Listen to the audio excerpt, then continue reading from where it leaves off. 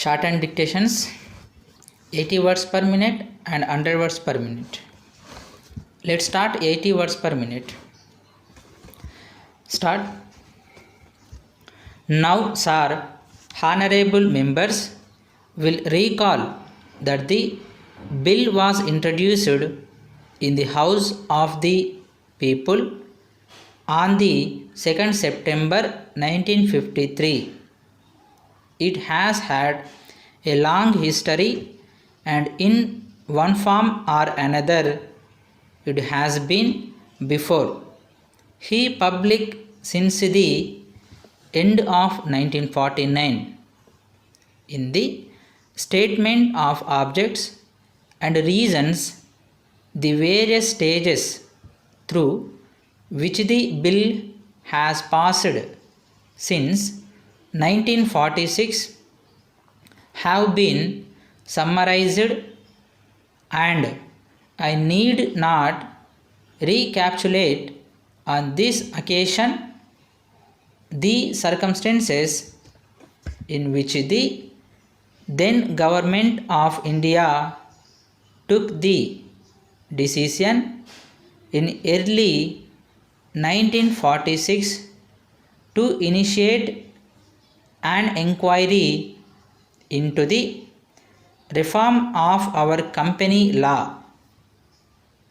I would remind honorable members that between 1946 and 1948 the entire field of company law was carefully revived by two distinguished company lawyers who are appointed to recommend the broad lines on which the present act should be revised. Their recommendations were examined in the then Ministry of Commerce, and certain tentative departmental views which emerged were circulated in a comprehensive memorandum to all recognized trade and industrial associations, bar associations, the high courts, and the state governments, that brought us to the end of 1949. Many representations on this memorandum were duly received from chambers of commerce, trade and industrial associations, state governments, and the general public. At the end of 1950, the government of India appointed a committee under the chairmanship of Sri Baba to go into the entire question of the revision of the Companies Act, with particular reference to its bearing on the development of trade and industry in this country. This committee examined a large number of witnesses in many parts of the country and submitted its report in March 1952. This report again was circulated to all state governments, chambers of commerce, trade associations, high courts, and many other bodies. At the same time, a special officer was appointed in the Department of Economic Affairs, Ministry of Finance, to examine the report in the light of the views received from the interested public and to submit proposals to government for the revision of the present act. The bill now before the House is based largely on the recommendations of the Company Law Committee modified in a few particulars. Honorable members will notice that so far as public relations go, the bill has covered adequate ground in a measure like the Companies Bill, however, which covers the entire field of the operation of joint stock companies. The limits of consultation and discussion can never be exhausted, and I would like to inform honorable members that although the bill was introduced in Parliament over 7 months ago, our officers have been engaged throughout this period in further studies and informal discussions with the interests concerned, and on occasions I have also participated in such discussions. I have also given some further thought to some of the issues arising out of the bill, and I propose at the appropriate stage to bring before the select committee any changes in the provisions of the bill which seems to me to be worthy of consideration.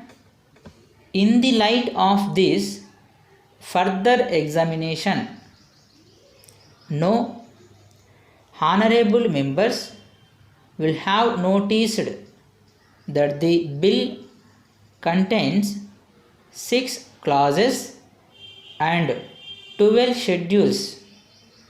I think it is probably one of the longest legislative measures in recent legislative history, but its size might be regarded as misleading unless I make a few comments. The bill is both, one must remember, a consolidating and amending measures as mentioned in the statement of objects and reasons. This is the first opportunity which has occurred since 1923 for the consolidation of the Companies Act. Advantage has been taken of this opportunity to redraft several long and complicated sections in the present act which have been split up into a large number of clauses. This is the largest single factor accountable for the increase in the number of clauses in the bill. New clauses embodying substantial changes in the present law would hardly constitute more than a small fraction of the bill. I would also draw attention to the structural changes in the bill to which a reference has been made in the statement of objects and reasons. The redraft of the bill and the rearrangement of the existing chapters in the Companies Act in a more logical order have, I think, resulted in a noticeable improvement in the form of the bill, and I hope will facilitate better understanding and appreciation of the scheme. I wish that the act, which came into effect long ago, was implemented properly. I know that the minister here is very earnest in implementing it, but unfortunately his colleagues at the state level are disappointing him. Unfortunately, no steps have been taken for trimming or tonguing up the administration at the state level and at the district level. They have to be taken immediately. So next, dear aspirants, 90 words per minute. Let's start. 100 words per minute. Now, sir, honorable members will recall that the bill was introduced in the House of the People on the 2nd September 1953. It has had a long history, and in one form or another it has been before the public since the end of 1949. In the statement of objects and reasons, the various stages through which the bill has passed since 1946 have been summarized, and I need not recapitulate on this occasion the circumstances in which the then government of India took the decision in early 1946 to initiate an inquiry into the reform of our company law. I would remind honorable members that between 1946 and 1948 the entire field of company law was carefully revived by two distinguished company lawyers who are appointed to recommend the broad lines on which the present act should be revised. Their recommendations were examined in the then Ministry of Commerce, and certain tentative departmental views which emerged were circulated in a comprehensive memorandum to all recognized trade and industrial associations, bar associations, the high courts, and the state governments that brought us to the end of 1949. Many representations on this memorandum were duly received from chambers of commerce, trade and industrial associations, state governments, and the general public. At the end of 1950, the Government of India appointed a committee under the chairmanship of Sri Baba to go into the entire question of the revision of the Companies Act with particular reference to its bearing on the development of trade and industry in this country. This committee examined a large number of witnesses in many parts of the country and submitted its report in March 1952. This report again was circulated to all state governments, chambers of commerce, trade associations, high courts, and many other bodies. At the same time, a special officer was appointed in the Department of Economic Affairs, Ministry of Finance, to examine the report in the light of the views received from the interested public and to submit proposals to government for the revision of the present act. The bill now before the House is based largely on the recommendations of the Company Law Committee, modified in a few particulars.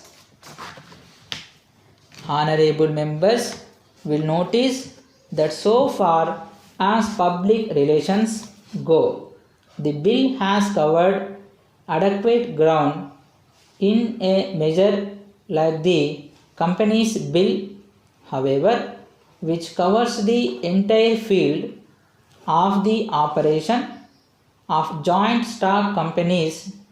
The limits of consultation and discussions can never be exhausted, and I would like to inform honorable members that although the bill was introduced in Parliament over 7 months ago, our officers have been engaged throughout this period in further studies and informal discussions with the interests concerned, and on occasions I have also participated in such discussions.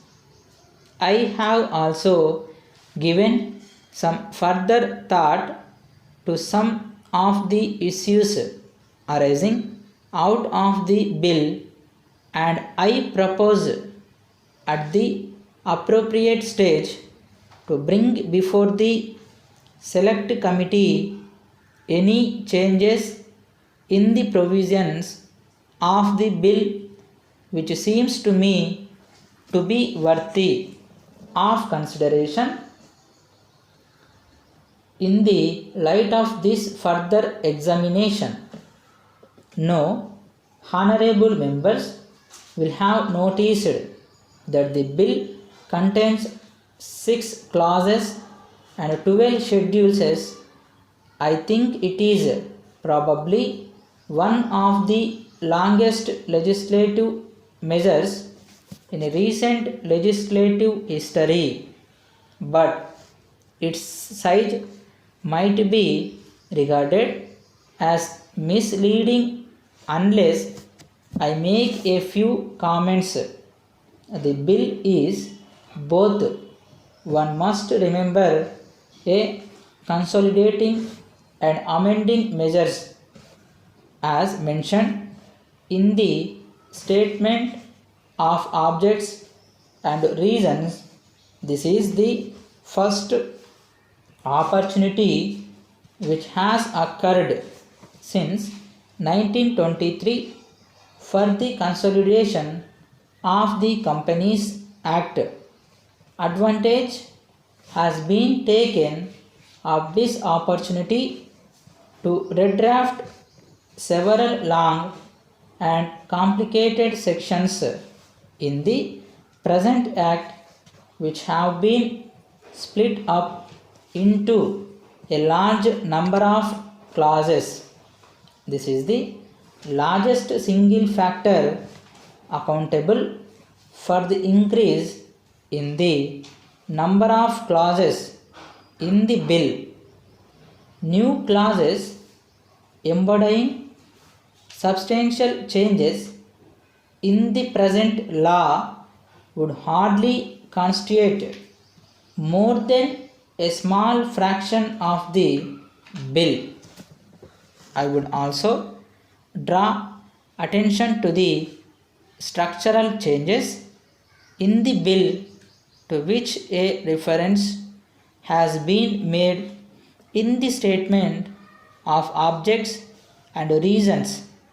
The redraft of the bill and the rearrangement of the existing chapters in the Companies Act in a more logical order have, I think, resulted in a noticeable improvement in the form of the bill, and I hope will facilitate better understanding and appreciation of the scheme. I wish that the act which came into effect long ago was implemented properly. I know that the minister here is very earnest in implementing it, but unfortunately his colleagues at the state level are disappointing him. Unfortunately, no steps have been taken for trimming or toning up the administration at the state level and at the district level. They have to be taken immediately.